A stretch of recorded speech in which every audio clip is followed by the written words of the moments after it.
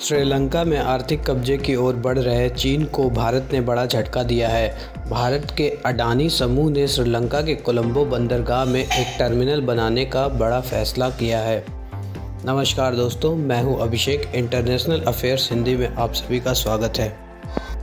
भारत ने चीनी ड्रैगन को बड़ा झटका देते हुए श्रीलंका में $70 करोड़ का एक रणनीतिक डीपीसी कंटेनर टर्मिनल का समझौता किया। माना जा रहा है कि भारत ने श्रीलंका में चीन के बढ़ते प्रभाव को करारा जवाब देने के लिए यह समझौता किया है। द श्रीलंका पोर्ट्स अथॉरिटी और भारत के अडानी समूह ने यह बड़ा समझौता किया है। यह नया पोर्ट कोलंबो में चीन के बनाए $50 करोड़ के चीनी जेटी के पास है। द श्रीलंका पोर्ट्स ने एक बयान जारी करके कहा, यह समझौता करीब $70 करोड़ का है, जो श्रीलंका के बंदरगाह सेक्टर में अब तक का सबसे बड़ा विदेशी निवेश है। इसमें कहा गया है कि अडानी समूह इस बंदरगाह को स्थानीय कंपनी जॉन कील्स के साथ मिलकर बनाएगी। इस टर्मिनल में जॉन कील्स का हिस्सा करीब 34% का होगा, जबकि अडानी के पास 51% की हिस्सेदारी होगी। इस तरह से पूरा पोर्ट अडानी के नियंत्रण में रहेगा।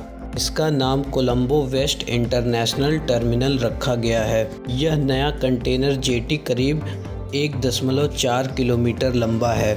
यह करीब 20 मीटर गहरा है और यह हर साल 32 लाख कंटेनर हैंडल करेगा। इस प्रोजेक्ट के पहले चरण में 600 मीटर टर्मिनल बनाया जाएगा और यह 2 साल में पूरा हो जाएगा। करीब 35 साल बाद यह टर्मिनल फिर से श्रीलंका सरकार के अंडर में चला जाएगा। श्रीलंका के रणनीतिक रूप से बेहद अहम कोलंबो बंदरगाह में भारत को अनुमति देने की बातें पिछले कई साल से चल रही थी, लेकिन फरवरी में यह समझौता लटक गया। दरअसल सत्तारूढ़ गठबंधन से जुड़े ट्रेड यूनियन ने भारत को पोर्ट के अंदर आंशिक रूप से बने टर्मिनल को देने का विरोध किया था। श्रीलंका ने पिछले दिनों देश की बिगड़ती अर्थव्यवस्था को बचाने के लिए चीन से फिर $2.2 बिलियन का नया कर्ज मांगा था। श्रीलंका पर चीन का पहले से ही अरबों डॉलर का कर्ज है। के एवज में उसे अपना हम्बनटोटा बंदरगाह 99 साल के लिए लीज पर चीन को सौंपना पड़ा है।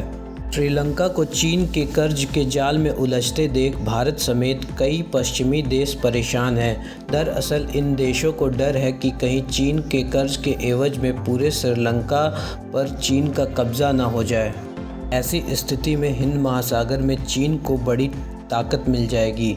2017 में श्रीलंका ने $1.4 अरब के लोन के बदले अपना हम्बनटोटा बंदरगाह ही चीनी कंपनी को सौंप दिया था, जिसके बाद जब भारत ने आपत्ति जताई तो श्रीलंका ने इस पोर्ट का इस्तेमाल मिलिट्री सर्विसेज के लिए रोक दिया था।